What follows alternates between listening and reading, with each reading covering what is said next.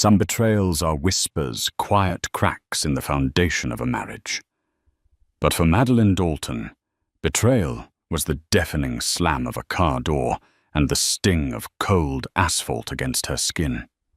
On a desolate, rain-slicked highway, her husband, Gregory, left her for dead, casting her aside like trash on his climb to the top. He thought he was getting rid of a liability. He had no idea he had just thrown away the key to his entire world, because the headlights that pierced the darkness that night didn't belong to a stranger. They belonged to the one man Gregory never knew existed.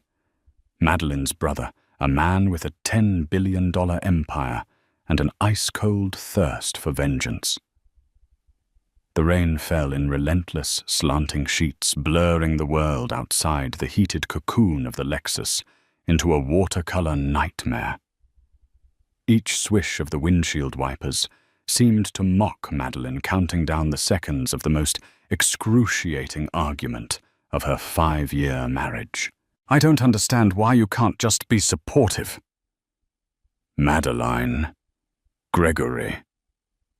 Dalton hissed, his knuckles white on the leather-wrapped steering wheel.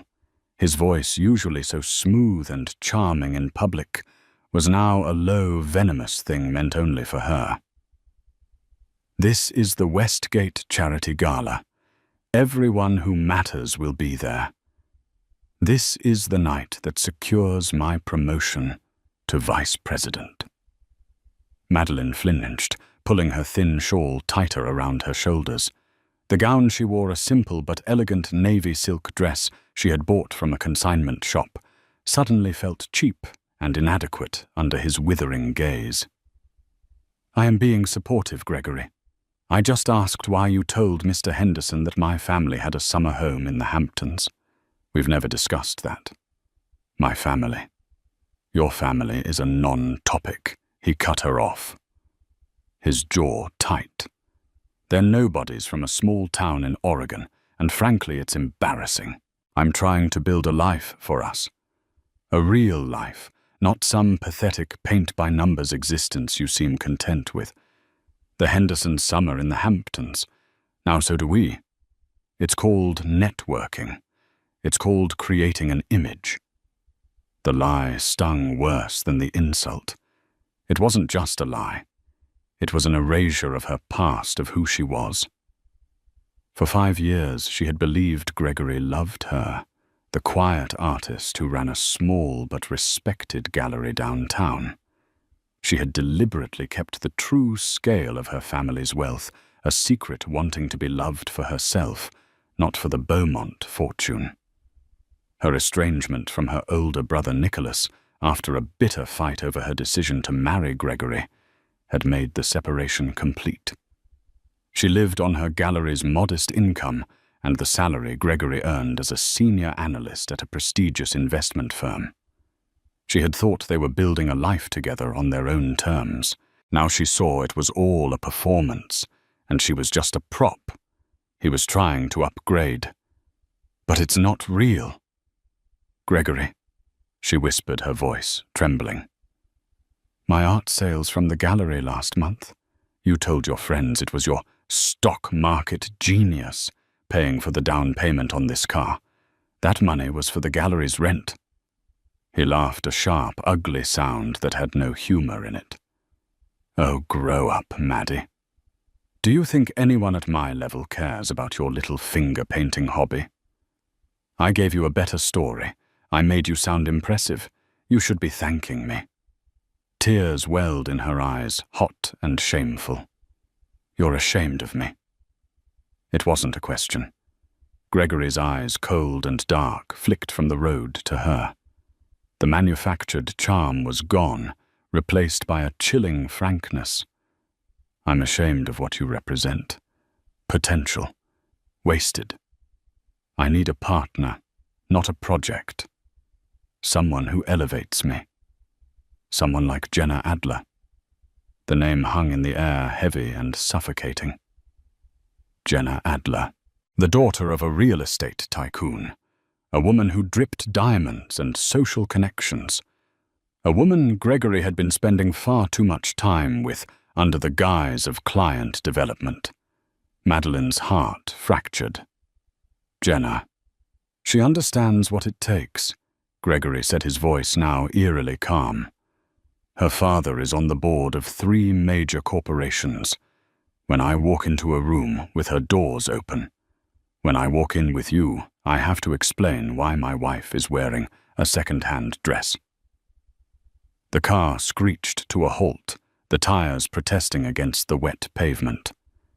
They were on a dark, 2-lane stretch of road, miles from the city, surrounded by dense, dripping woods. There were no streetlights, no other cars, just the oppressive darkness and the drumming of the rain.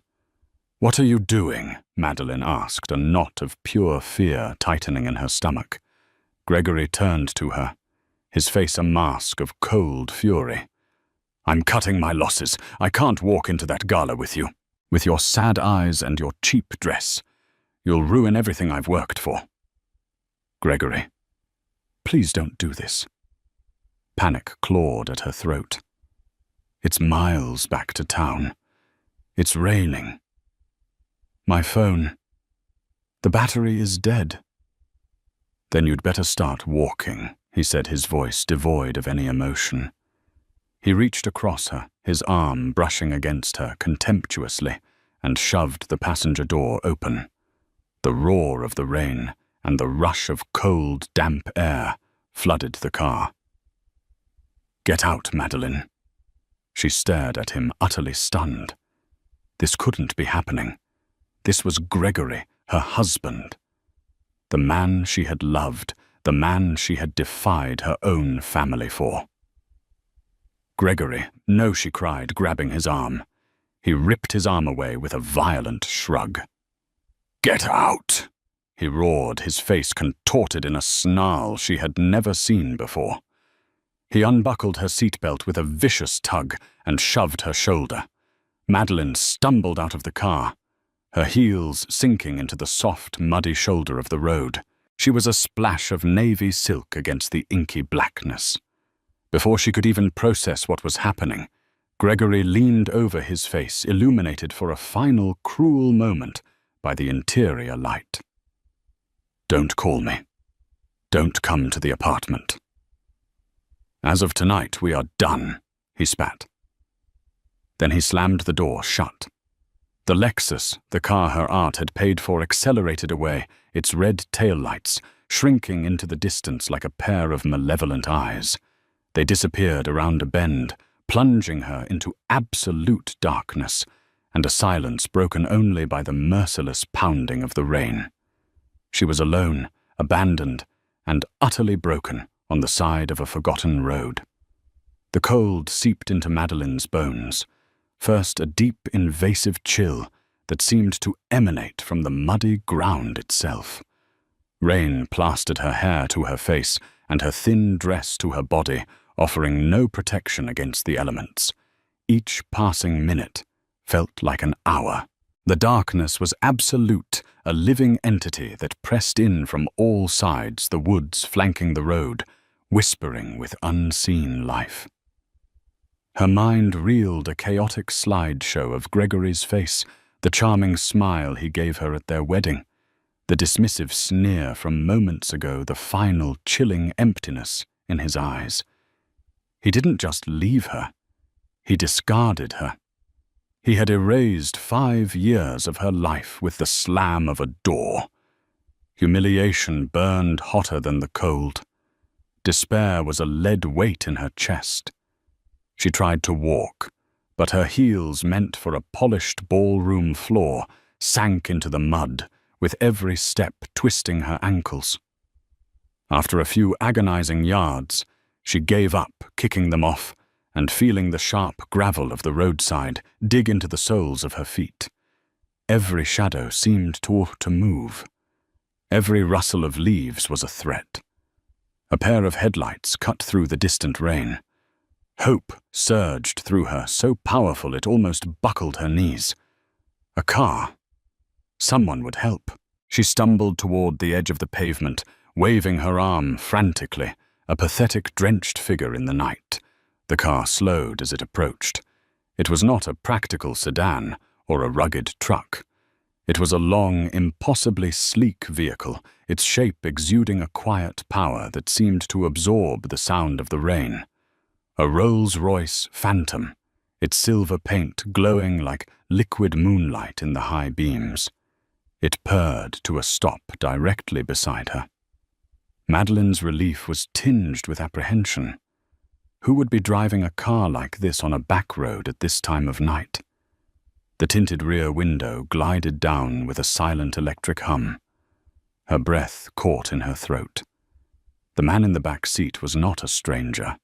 His face was one she knew better than her own, though she hadn't seen it in person for 5 long years. It was older, sharper, the lines around his eyes etched with the weight of immense responsibility. But it was unmistakably him. The same piercing blue eyes that could be warm as a summer sky or as cold as glacial ice.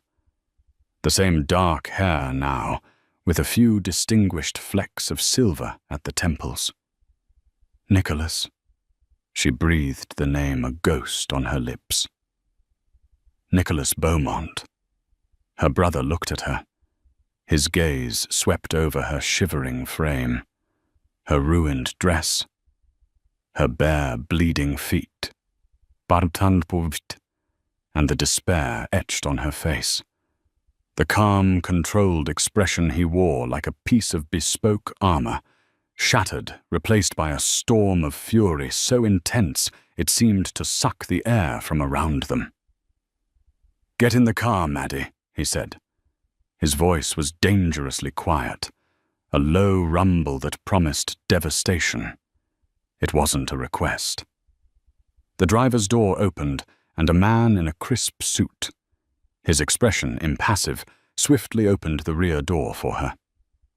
Madeline numbly slid onto the plush leather seat, which felt warmer and softer than anything she had ever touched. The door closed with a heavy, satisfying thud, sealing them in a world of absolute silence and understated luxury. The rain was now just a silent film playing on the windows. Nicholas immediately shed his tailored suit jacket and wrapped it around her trembling shoulders. It smelled of cedar leather and something uniquely him, a scent of power and home that she hadn't realized she had missed so desperately. He pressed a button on the console, and a panel slid open to reveal a small, stocked bar. He poured a measure of amber liquid into a crystal glass and pressed it into her hands. "Brandy. Drink it." She did as she was told, the fiery liquid chasing away some of the deep internal chill. The tears she had been holding back finally came silent, at first then racking her body in great, shuddering sobs. Nicholas didn't say anything. He just pulled her close, letting her cry into the fine fabric of his shirt. He held her with a strength that was both fierce and gentle, a protective embrace that she hadn't felt since she was a girl who believed her big brother could slay any dragon. After a long time, her sobs subsided into hiccuping breaths. He gently pushed her back, his eyes searching her face. "Tell me everything," he said, his voice still low, but now laced with a raw, protective anger. "Tell me his name." Gregory Dalton," she stammered. A flicker of recognition, and then pure contempt crossed Nicholas's face. The mid-level analyst at Sterling Whitfield. The one with the inflated ego and the less-than-stellar performance reviews. Madeline stared at him bewildered. You know who he is?" "I know everything about him," Nicholas replied, his tone glacial. "I've had a discreet security detail keeping an eye on you since the day you married him, Maddie. I never trusted him. I told you he was a parasite looking for a host. I was waiting for you to see it too. I never imagined he was capable of this." His hands clenched into fists on his knees. "Where was he taking you? The Westgate Charity Gala," she whispered. He said I was an embarrassment, that he couldn't be seen with me." Nicholas's jaw tightened until a muscle jumped. He picked up the sleek integrated car phone. "Peterson," he said, his voice sharp and clear. "Change of plans. We're not going to the airport. We're going to the penthouse, and I want you to initiate the Dalton Protocol, full spectrum. I want his professional, financial, and social life dismantled by sunrise. I want him to wake up tomorrow morning having lost everything he thinks he owns, and I want it to be surgical." There was a pause, and then a calm, professional voice replied from the other end. "Consider it done, Mr. Beaumont." Nicholas ended the call and turned back to Madeline. The fury in his eyes was now a terrifyingly cold, focused light. "He threw you out of his car," Nicholas said, as if tasting the words and finding them poison. "Tonight, Maddie, we're going to throw him out of his entire life." For the first time that night, a flicker of something other than pain ignited within Madeline. It was a tiny, dangerous spark. In the silent, opulent sanctuary of her brother's car, surrounded by the power she had run from for so long, she finally understood. This wasn't just a rescue. It was a declaration of war. The Rolls-Royce glided through the city, a silent predator in the rain-slicked streets. They didn't drive to the modest two-bedroom apartment Madeline shared with Gregory, a place she now realized was a stage for a life that was never real. They ascended, climbing higher and higher into the heart of the city until they reached the private secured entrance of the Beaumont Tower, the glittering centerpiece of Nicholas's global real estate empire. The penthouse was less a home and more a kingdom in the sky. Spanning 3 floors, its floor-to-ceiling windows offered a panoramic view of the sprawling city lights below a universe of twinkling stars that Nicholas commanded. The decor was minimalist, but exquisitely expensive. Original abstract paintings on the walls, sculptures that belonged in museums and furniture that was both art and function. The sheer scale of it was overwhelming, a stark, brutal contrast to the life Madeline had chosen. A quiet, efficient woman in a grey uniform, the housekeeper she presumed met them at the door, taking Nicholas's jacket without a word and handing Madeline a plush cashmere robe. She was guided to a sprawling guest suite that was larger than her entire apartment. The bathroom was a marble sanctuary with a rainfall shower and a closet filled with a curated selection of new clothes in her size. As the hot water washed away the grime and the cold of the roadside, it felt like she was shedding her old life. The naive, forgiving woman who had made excuses for Gregory's ambition, who had believed his lies, was being scrubbed away. Stepping out of the shower and wrapping herself in the impossibly soft robe, she looked at her reflection. Her eyes were red-rimmed and puffy, but beneath the pain there was a new hardness, a glint of steel she hadn't seen before. It was the Beaumont steel. When she emerged, Nicholas was waiting for her in the vast living area. A fire crackled in a sleek, modern fireplace. On the table before him was a spread of food soup, sandwiches, and hot tea. Beside him sat a severe-looking man in his late 50s with thinning grey hair and wire-rimmed glasses. This was Mr. Peterson, the voice from the phone, Nicholas's chief counsel and right-hand man. "Eat first," Maddie Nicholas said, his tone gentle but firm. She did, surprised by her own hunger. As she ate, Nicholas and Peterson spoke in low, clipped tones, referencing documents on a tablet Peterson held. Words like asset forfeiture, forensic accounting, and character defamation clause floated in the air. It was the language of destruction, wielded with calm corporate precision. When she finished, Nicholas pushed a cup of tea toward her. Now he set his focus entirely on her. "I need you to tell us everything. Every condescending comment, every financial loan, he never paid back every time he used your gallery's success to bolster his own image. Don't spare a single detail. Every insult is a nail for his coffin. And so the dam broke. Madeline talked for over an hour, the words pouring out of her. She spoke of how Gregory had convinced her to co-sign for the Lexus, putting only his name on the title, but using a significant sum from her gallery's account for the down payment.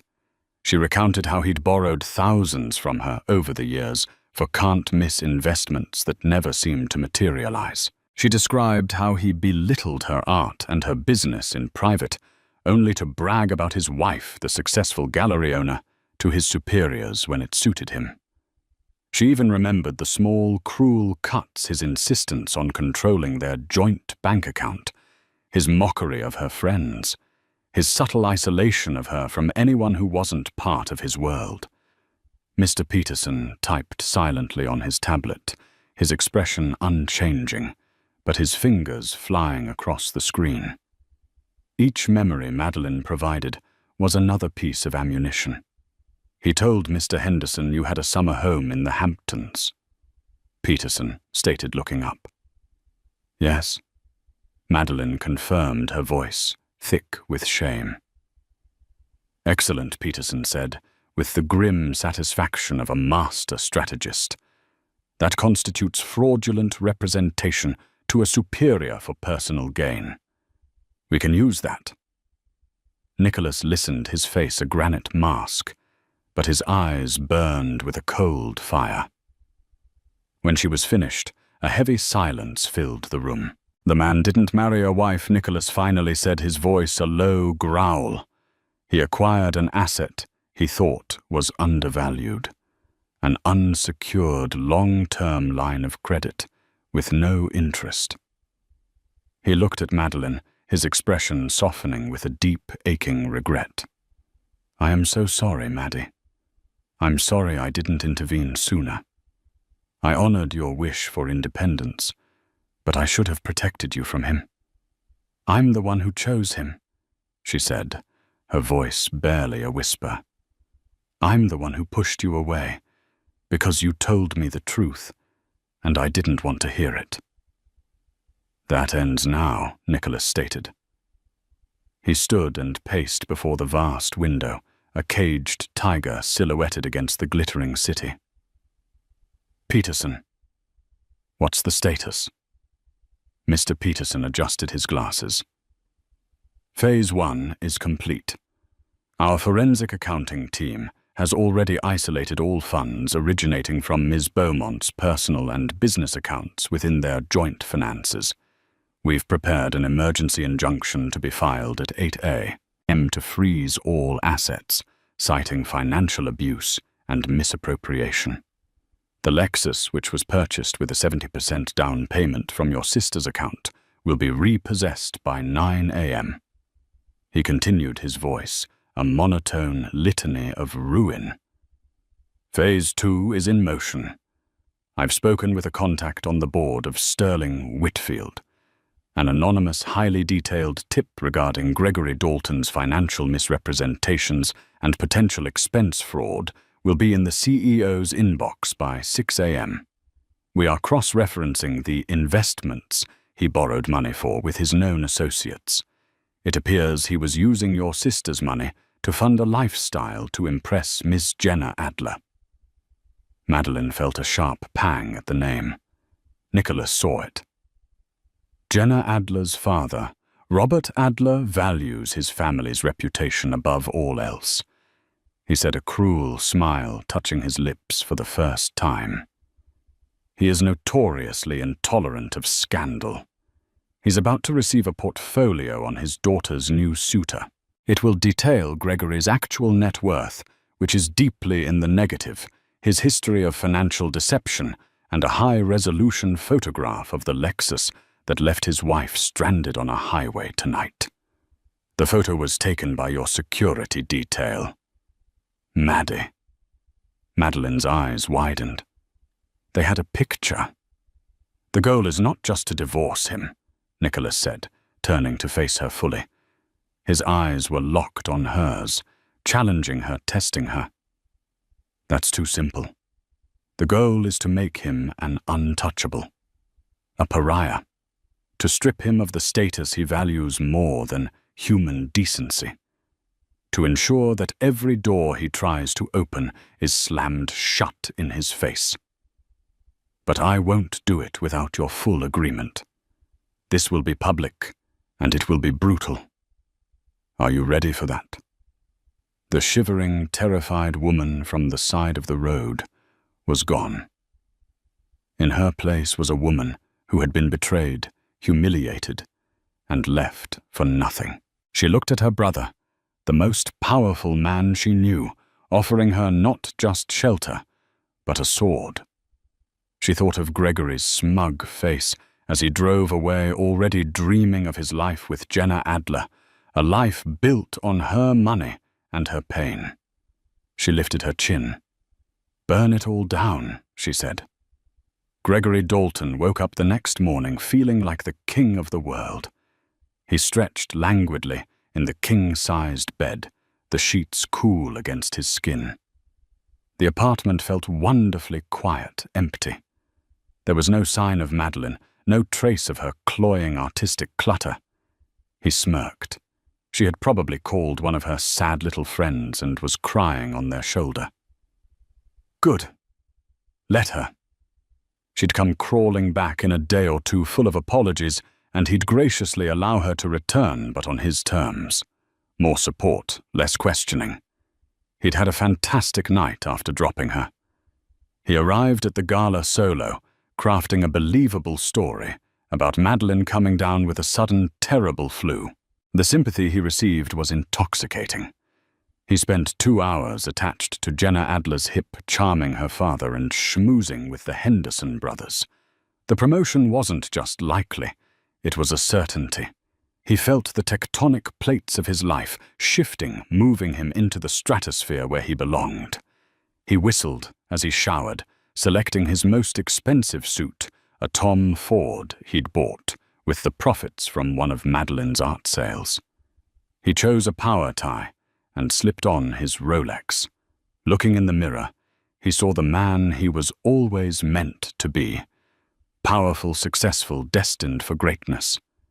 He strode into his office at Sterling Whitfield at 8:15 a.m., greeting his subordinates with a magnanimous nod. He was ready for the congratulations, the pats on the back. Instead, he was met with strange, furtive glances. People fell silent as he approached. An odd tension coiled in the air. At 8:45 a.m., his assistant, a nervous young woman named Chloe, approached his desk. "Mr. Dalton, Mr. Henderson, would like to see you in the main conference room. Immediately." This was it. The promotion. He smoothed his tie, a confident smile spreading across his face, and walked toward the conference room. But the sight that greeted him was not a celebration. Seated at the long mahogany table were Robert Henderson, the firm's senior partner, the head of human resources, and 2 grim-faced men in dark suits from the legal department. There was no coffee, no pleasantries. "Gregory." "Sit down," Henderson said, his voice flat and cold. Gregory's smile faltered. He sat.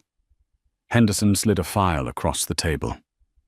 "We received an interesting email this morning. It contained a detailed breakdown of your financials. It alleges, among other things, that you have systematically misrepresented your personal wealth to both clients and senior management." Gregory's blood ran cold. "That's absurd." "Slander. Who would? It also alleges the HR director cut in that you have been falsifying expense reports. Specifically, charging personal dinners gifts, and even a weekend trip to a Napa resort to your corporate account under the guise of client entertainment." She slid a stack of receipts and a highlighted credit card statement next to the file. "All of these charges seem to correlate with your time spent with Ms.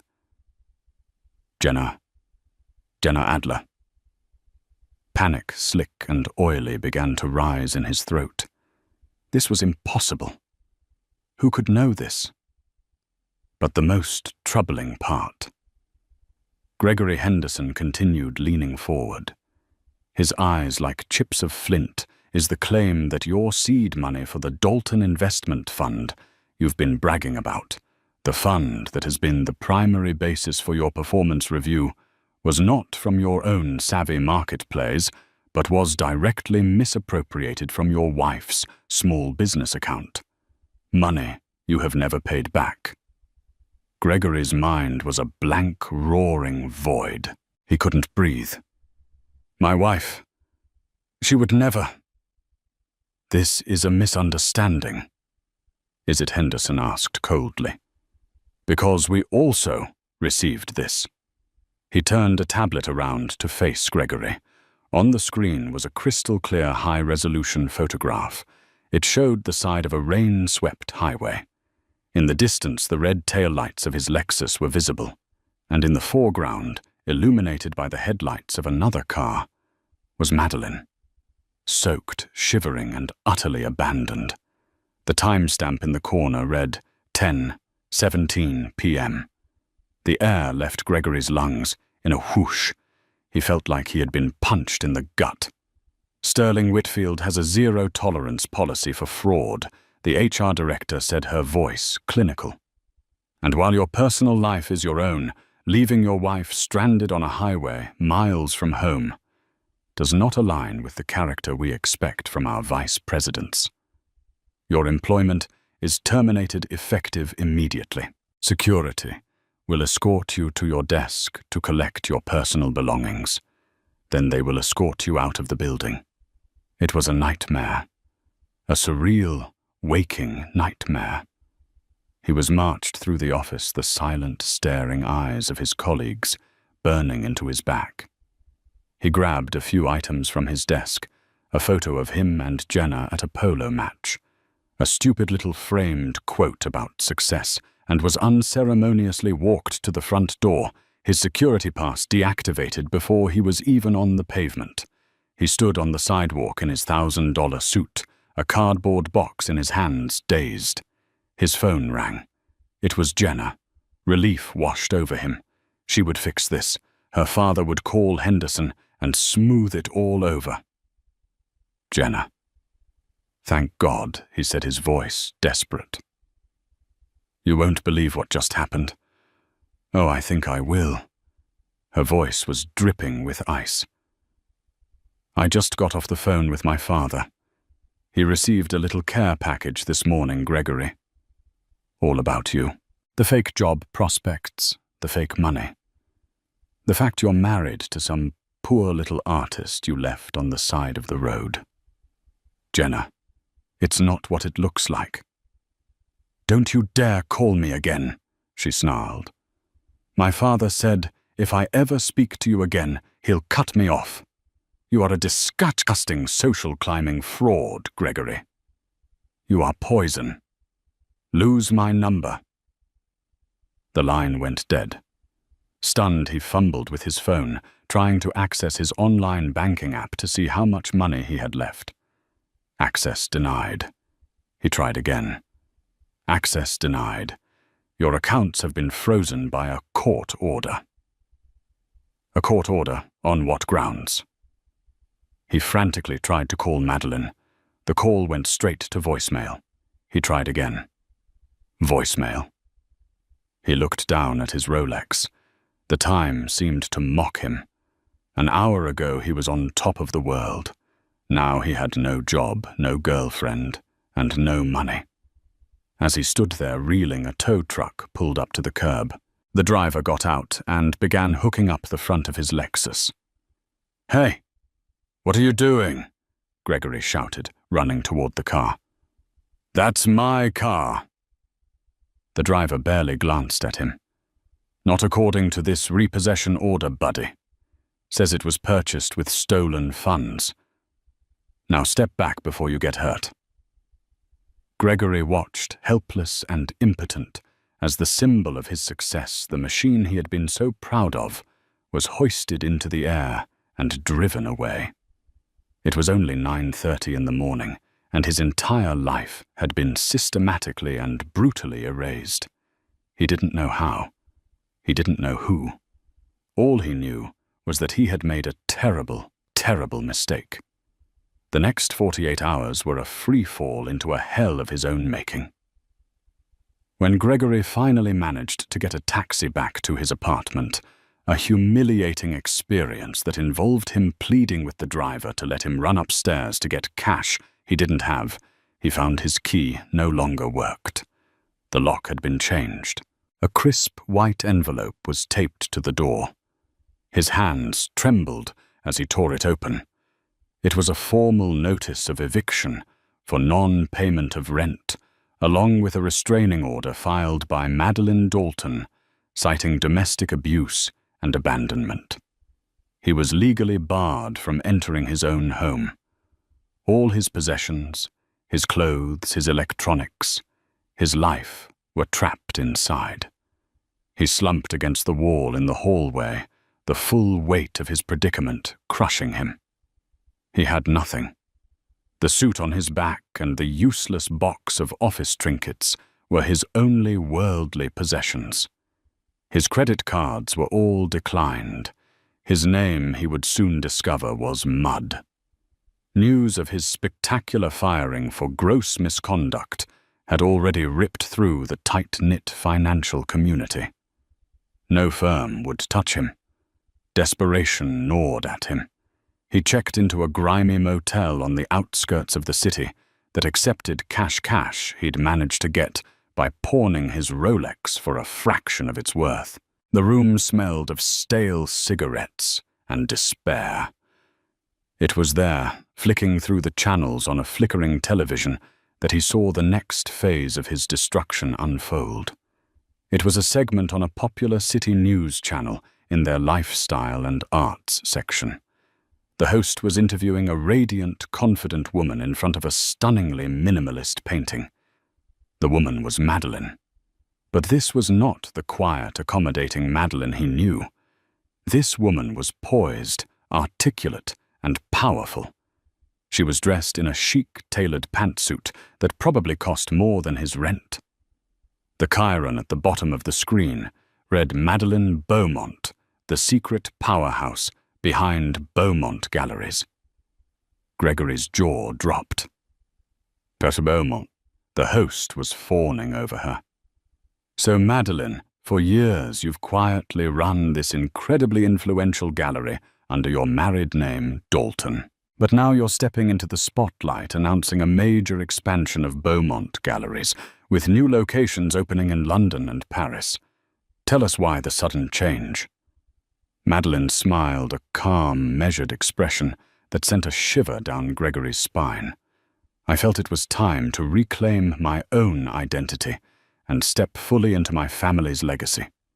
For a while I put my own ambitions on hold to support my husband's career, but I've recently come to understand that you cannot build a life with someone who sees you as a stepping stone instead of a partner. The host leaned in conspiratorially. There are rumors, of course, of a rather dramatic split. Can you comment? Madeline's gaze was directed straight at the camera, and Gregory felt as if she were looking right through the screen into his soul. I can only say that integrity and kindness are the cornerstones of both art and life, she said smoothly. When someone shows you they possess neither, you must remove them from your gallery and from your life. My focus now is on the future, on building something beautiful and lasting under the name I was born with Beaumont. The interview cut to a B-roll of the Beaumont Tower, then to a picture of a handsome, powerful-looking man. The host's voiceover explained, "Of course, Madeline isn't just an art world prodigy. She is also the younger sister of billionaire industrialist Nicholas Beaumont, who we're told is the primary investor in this global expansion." The television remote slipped from Gregory's numb fingers and clattered to the floor. Beaumont. Nicholas Beaumont, the titan of industry, a man whose net worth was a number with too many zeros to count. a ruthless private man, known for crushing his competition with brutal efficiency. Madeline's brother. It all clicked into place with the sickening finality of a guillotine. The speed, the precision, the absolute annihilation. This wasn't bad luck. It was a strategic, scorched earth campaign. The financial audit, the tip-off to Jenna's father, the frozen accounts, the repossessed car, the restraining order. It was all him. Nicholas Beaumont was dismantling his life, piece by piece, with the casual indifference of a god flicking an ant off a table. He had thrown Madeline Beaumont, sister of a billionaire, out of his car. He hadn't just made a mistake, he had committed career and social suicide. The Hamptons lie suddenly seemed like a pathetic cosmic joke. He had been trying to fake a connection to a world that Madeline actually owned. A new kind of terror, cold and absolute, gripped him. This wasn't just about losing his job or his girlfriend. This was about being erased. He remembered the look in Nicholas Beaumont's eyes from photos, a look of utter uncompromising power. And he had just earned that man's full, undivided attention. He grabbed his cheap motel room key and ran out into the night. He had to find her. He had to apologize. He had to beg. It was no longer about getting his life back. It was about simple survival. He had to convince her to call off her monster of a brother before there was nothing left of him to save. It took Gregory 2 days of frantic, desperate searching to find her. She wasn't at their old apartment, and security at the Beaumont Tower laughed in his face when he tried to get to the penthouse. He was a ghost in a city that no longer acknowledged his existence. His suit was wrinkled. His face was covered in a desperate stubble, and the confident swagger he once possessed had been replaced by the haunted, twitchy energy of a cornered animal. Finally, he had a stroke of luck, or what he perceived as luck. A small article in a society blog mentioned Madeline Beaumont attending the reopening of a renovated wing at the city's main art museum. He spent his last $20 on a taxi to get there, looking pathetic and out of place as he tried to slip past the elegant black tie crowd. He was stopped at the door by security. "Invitation only, sir. I know her, Madeline Beaumont. I'm her husband," he pleaded, his voice cracking. The security guard gave him a look of pure pity and contempt. "Sir, I'm going to have to ask you to leave." But through the glass doors he saw her. She was standing in the center of a rotunda, bathed in soft light, holding a glass of champagne. She was laughing, surrounded by a circle of distinguished-looking people who were hanging on her every word. She looked regal, untouchable. This wasn't the woman he had abandoned. This was a queen in her court. Seeing her so radiant, so powerful while he was reduced to this pathetic shell ignited a fresh wave of fury and self-pity. He shoved past the guard, shouting her name. "Madeline!" Heads turned. The civilized chatter died. 100 pairs of eyes focused on him, the disheveled madman who had just crashed their exclusive party. Madeline's smile froze. Her eyes met his across the polished marble floor. For a moment he saw a flicker of the old Madeline, a hint of shock and maybe even fear. But it was gone in an instant, replaced by a calm, icy composure. 2 large security guards were on him immediately, grabbing his arms in a bruising grip. But Nicholas Beaumont, who had been standing just at the edge of the circle, held up a single hand. "It's all right," he said, his voice quiet, but carrying an authority that made the guards pause. "Let him speak." He and Madeline walked toward Gregory, stopping a safe 10 feet away. They stood, side by side, a united front of wealth and power. "Madeline, Maddie, please!" Gregory begged, his voice raw.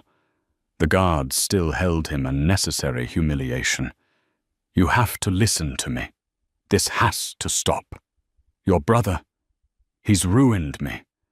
I've lost everything. My job, my car, my home, everything." Madeline's expression was unreadable.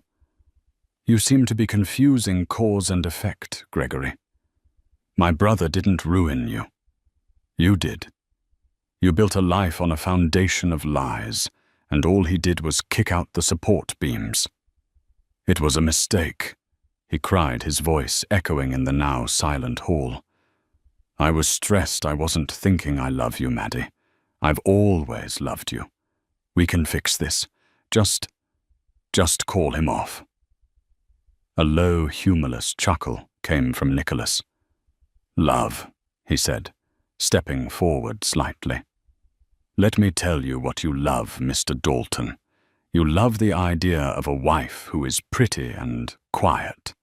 You love the idea of a wife who funds your ambition without questioning it. You love the idea of a wife as an accessory. You don't love her. You tolerated her. And when you thought you had a chance to trade up for a shinier accessory, you threw her away in the dark on the side of a road like a piece of garbage." Every word was a perfectly aimed blow. Gregory flinched. "This isn't fair," he whimpered, turning his desperate gaze back to Madeline. 5 years, Maddie. We had 5 years together. Doesn't that mean anything?" And then Madeline took the final step forward, her eyes clear and unwavering. The cold fury he had seen in her brother's eyes was now reflected in hers, refined into something sharper, more personal. "It meant everything to me, Gregory. It meant trust. It meant partnership. It meant believing we were a team," she said, her voice steady and clear, each word cutting through the silence. "But it never meant that to you. You asked for my support, and I gave it. You asked for my money, and I gave it. You asked for my loyalty, and I gave it. And in return, you gave me contempt." She paused, letting the weight of her words settle. "You were right about one thing that night. You said you needed a partner who elevates you. You were just too stupid and arrogant to realize you already had one."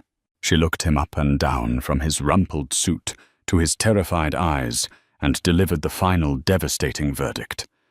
"The difference between us," she said, her voice dropping to a near whisper that was somehow more chilling than a shout, "is that when I was left with nothing on the side of that road, my family came for me. When you are left with nothing which is right, now you will see that no one is coming for you.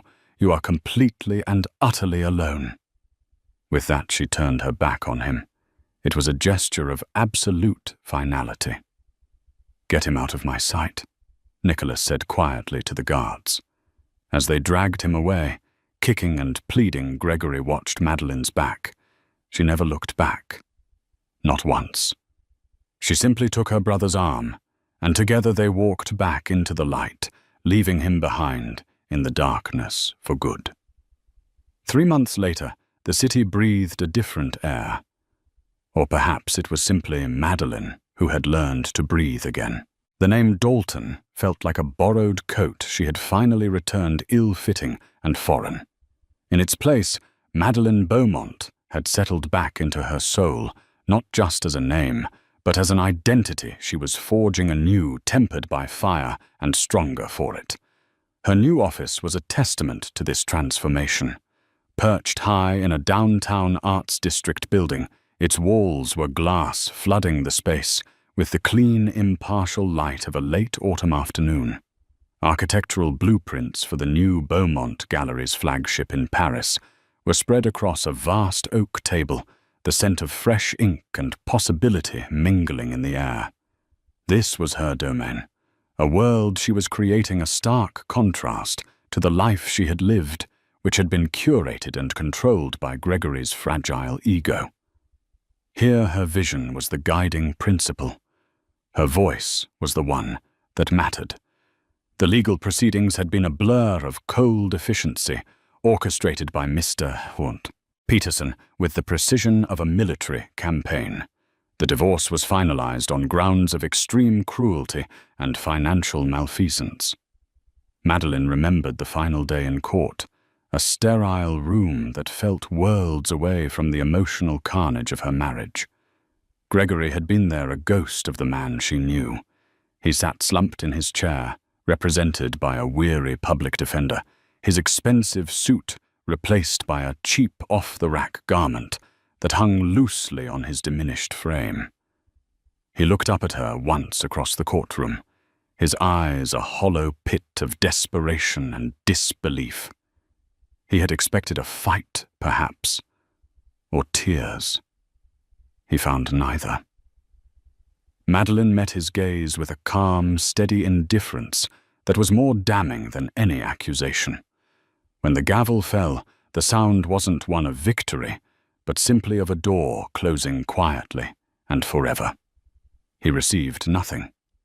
The court affirmed that every significant asset had been built on the foundation of her resources and was rightfully hers. She had sold the apartment the following week, not out of spite, but out of a deep-seated need to cleanse. She poured that capital, along with the formidable investment from Nicholas, into her true purpose. Beaumont Galleries was no longer a quiet passion project, but a burgeoning force in the international art world.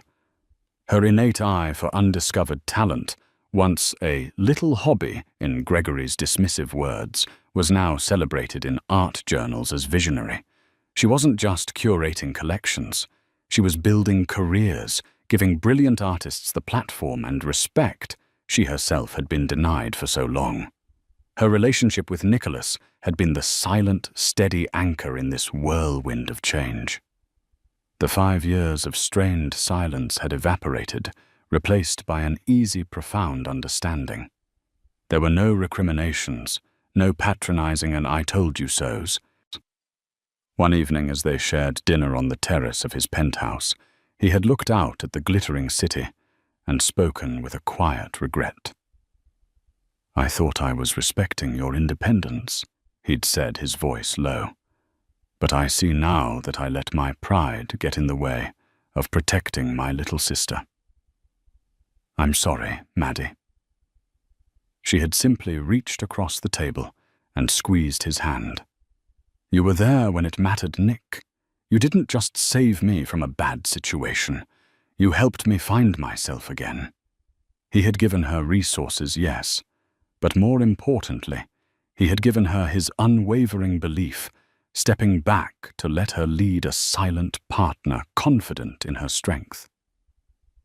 A soft knock on her office door pulled her from her reverie. It was Mr. Peterson, his posture as impeccable as his suit, a leather-bound file held in one hand. "Ms. Beaumont, I hope I'm not disturbing you. I have a final update if you have a moment." "Of course, Mr. Peterson. Please come in," she said, gesturing to a chair. He remained standing, a deliberate choice that signaled the brevity of his report. "This is regarding the Gregory Dalton matter. I am preparing to close the file permanently, but I wanted to provide you with the final disposition." Madeline leaned back in her chair, her hands resting on the cool oak of the table. She felt a strange detachment, as if hearing about a character in a book she had finished long ago. "Is there a problem?" "Not at all. Just a matter of due diligence," he replied, his tone as dry as old paper. After the divorce and the severance of his professional contacts, Mr. Dalton was unable to secure employment within the financial sector, or indeed any professional sector in this city or any major metropolitan area. Our reputation management, shall we say, was quite thorough. A rare, fleeting glimmer of what might have been satisfaction touched Peterson's eyes before vanishing. He liquidated his few remaining personal effects, a watch, some cufflinks, and left the city 6 weeks ago. We maintained a low-level trace as per Mr. Beaumont's instructions, to ensure he would not attempt to contact you again. The trace has concluded. We located him in a small, unremarkable town in the Midwest." Peterson paused, allowing the silence to hang in the sunlit office. He opened the file, though he didn't need to consult it. The information was seared into his memory. He is currently employed as a night shift stocker at a large 24-hour retail superstore called Omnimart. The words landed not with a crash, but with the quiet finality of dust settling. Madeline closed her eyes for a moment, and an image formed with perfect clarity. She saw Gregory not as the handsome, charming man she had married, nor the cruel monster who had abandoned her, but as a complete stranger. She pictured him under the buzzing, unforgiving fluorescent lights of a vast, soulless store, the garish red polyester vest of his uniform, pulled over a faded t-shirt. She could almost smell the floor cleaner and stale popcorn. She saw his hands once so quick to gesture expansively, while claiming her successes as his own, now methodically placing cans of soup onto a metal shelf in the dead of night. His world had shrunk from glittering galas and corner offices to a single repetitive aisle in the middle of nowhere. Anonymity was his prison. Irrelevance was his life sentence. She had expected to feel a surge of triumph, a hot, satisfying pulse of victory. She waited for it, searching within herself for that final sweet taste of revenge.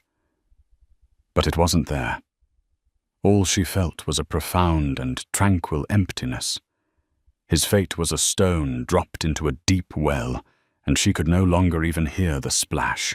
Her energy, her focus, her very spirit was now pointed forward, toward creation, growth and beauty.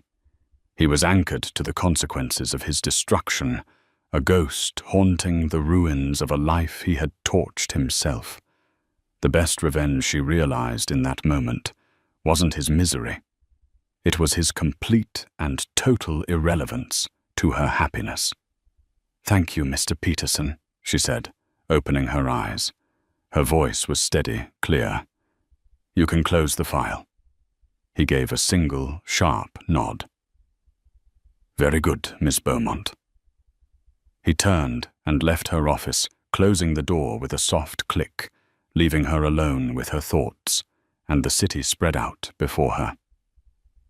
Madeline rose from the table and walked to the immense window. She looked down, not at the traffic or the people, but at the vast, intricate tapestry of the world she now inhabited. She remembered the suffocating darkness of that road, the feeling of the world shrinking to a single point of terror and despair. Gregory had thrown her from a moving car, believing he was ejecting a burden. He thought the fall would break her. But he had been wrong. It wasn't an ending. It had been a violent, brutal push from a nest she hadn't known she needed to leave. In the terrifying freefall, she had not crashed. She had been forced to unfurl wings she never knew she possessed and learn in the most brutal way possible how to fly. And from this height, the view was glorious. Madeline's story is a powerful reminder that sometimes hitting rock bottom is the only way to find the solid ground you need to rebuild. Gregory thought he was throwing away a weakness, but he was actually unleashing a strength he was too blind to see. It wasn't just about the money or the powerful brother. It was about a woman reclaiming her name, her power, and her worth. The ultimate revenge wasn't watching him fall. It was the triumph of her own rise. She didn't just get even. She got ahead, building an empire on the ashes of a life he tried to burn down. What did you think of Madeline's transformation and Gregory's ultimate fate? Was his downfall justified? Let us know your thoughts in the comments below. If this story of justice and empowerment resonated with you, please give this video a like. Share it with someone who needs to hear it, and make sure you subscribe to our channel for more unforgettable stories. Thank you for listening.